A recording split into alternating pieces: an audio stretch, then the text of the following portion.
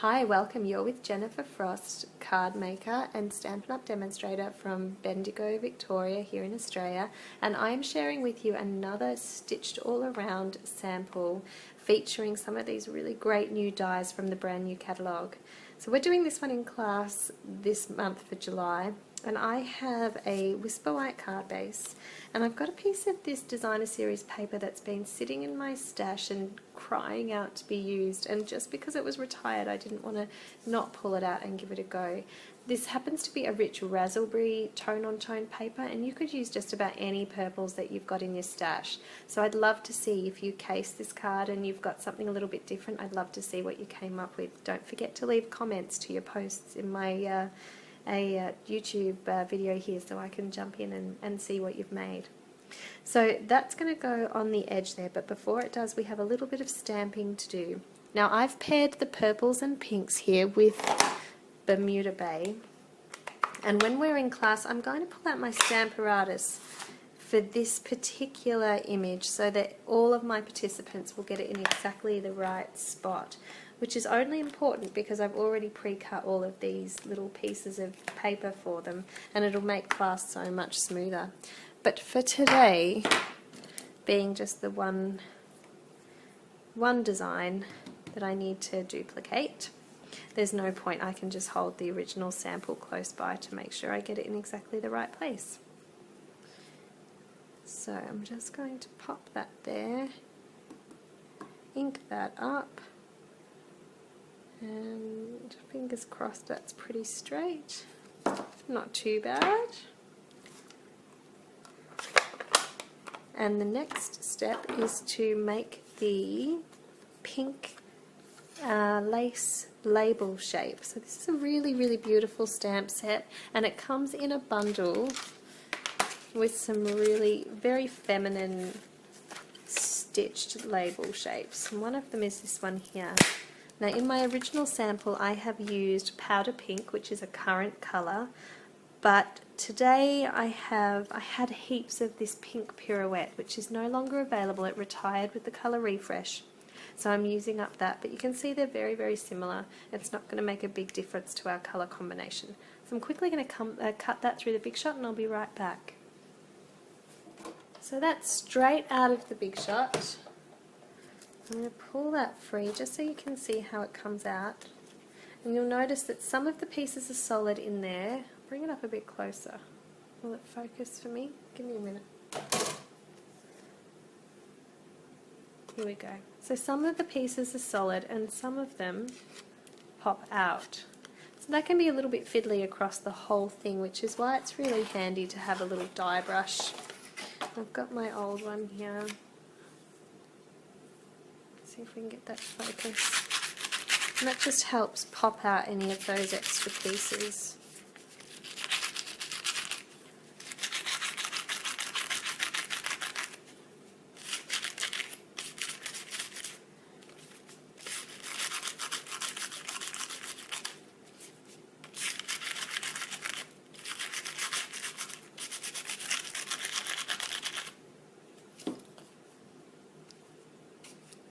I wonder if that actually cut right through. Oh no, maybe. I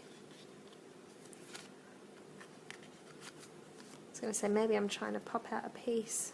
It's not quite right. I'm actually wondering if I should bring out my precision tool for this one, because some of these bits are a bit sticky now. How many more have I got left? They're staying. That one in the middle there comes out.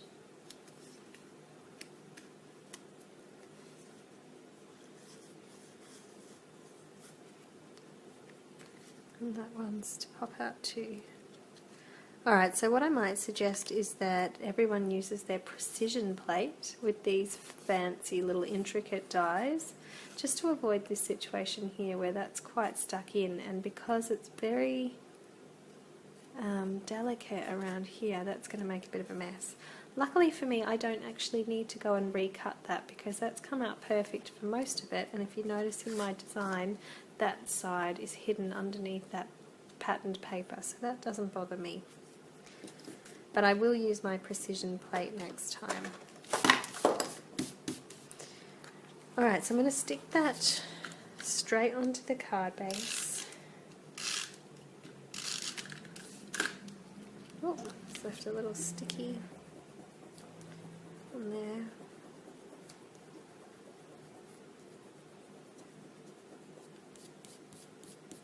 I'll have to get the adhesive remover onto that soon.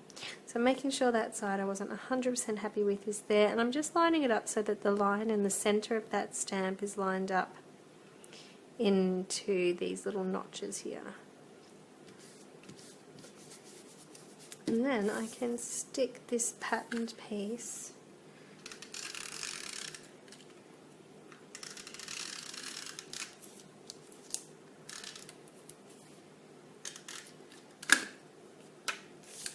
on here.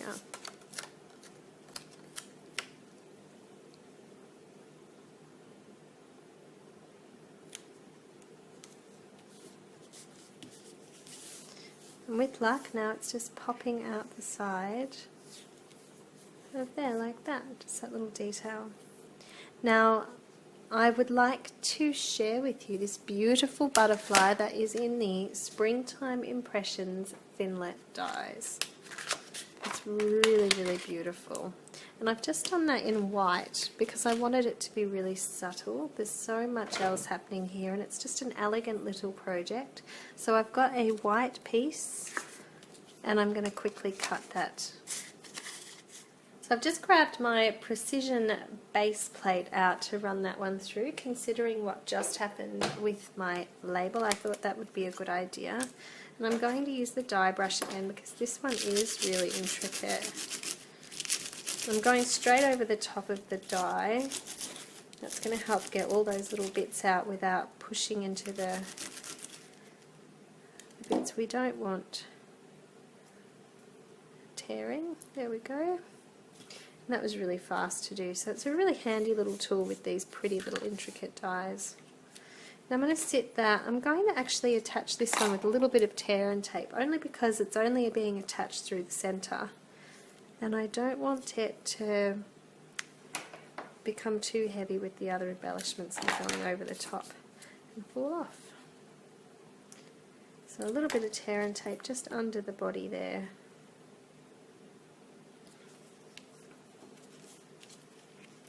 Give those wings a little lift. And then another bit of tear and tape again over the top, because I have some texture going in the form of some black thread loops. So I've just looped those around my finger, and I'm going to want one of them to be a little bit bigger.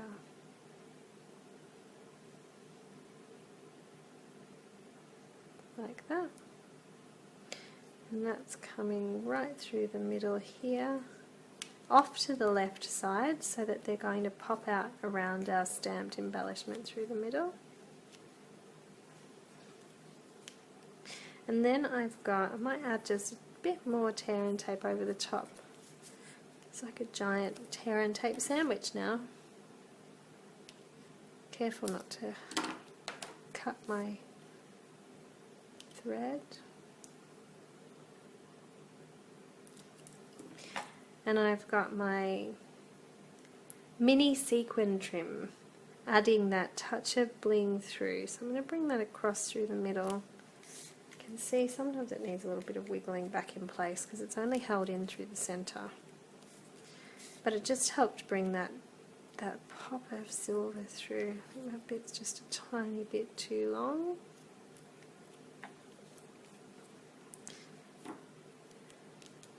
And then we're going to finish with our little stamped elements.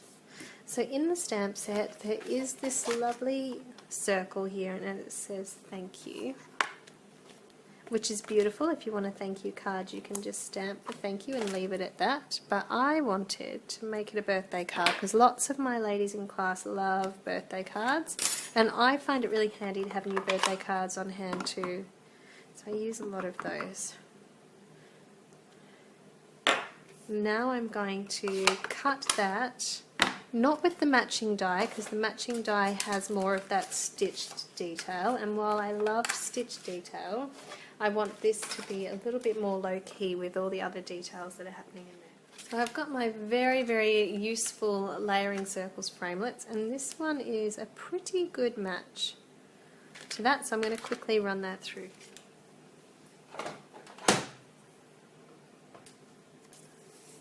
So that's been run through, and I am going to use a little bit of dimensionals to hold it in place. I'm loving these very little dimensionals. I didn't think I needed them because I'm quite good at cutting my big ones up to the size I need, but why would you need to bother if they're already perfect, straight from the pack? So I'm just being conscious to pop them around those elements that are already lifting up through the middle. I'm going to sit that in place in the center there. So the next step is to add a sentiment through the middle. If you don't want thank you, or you just like to have that multicolored sentiment, I am using the Thoughtful Banners stamp set, but you could use any of your smaller sentiments. As long as they're small and in a straight line. So I've got Happy Birthday in here somewhere. They're floating around. They're my most used ones, I think. I'll try and get that on the block nice and straight. And I've got some scrap pieces of white. When I was cutting my projects for class, I ended up with a whole heap of these offcuts that were exactly the right size for a little banner like this. So I'm using Memento Tuxedo Black.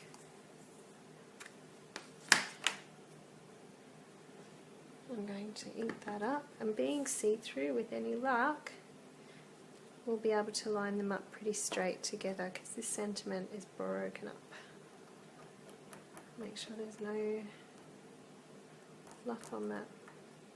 I'm going to end up with a line.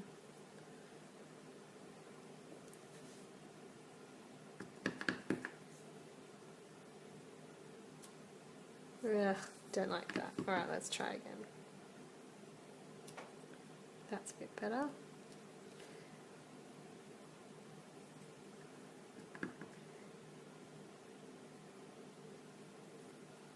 Perfect.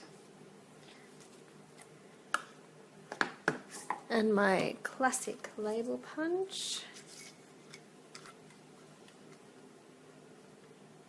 Oh, I probably don't even need my label punch because the edges are already pretty straight. It's not going to help me.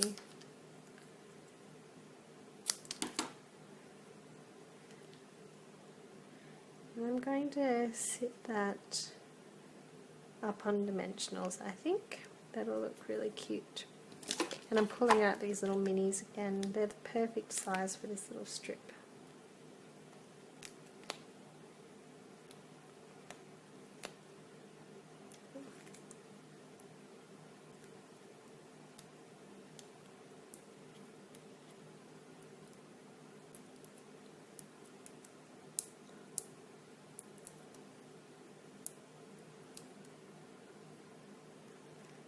That can come right across the center there and give us that lovely multi-tonal look. So I hope that you have enjoyed that project. I'm actually looking at those colours and I wonder if that's Pool Party as opposed to Bermuda, or if it will. Sometimes inks dry. I don't know about you, but sometimes I find I come out in the morning and my project looks a totally different colour to when I stamped it the night before because the inks have settled. But I'll see how that looks in the morning. Alright my friends, thank you so much for joining me. I do hope that you've enjoyed that project. Please do subscribe to my YouTube channel here if you'd like to see more. Particularly this month I've got quite a bit coming up with this lovely stamp set and framelits bundle. That was a pretty quick and easy project and I hope that you enjoyed it. Thank you for joining me.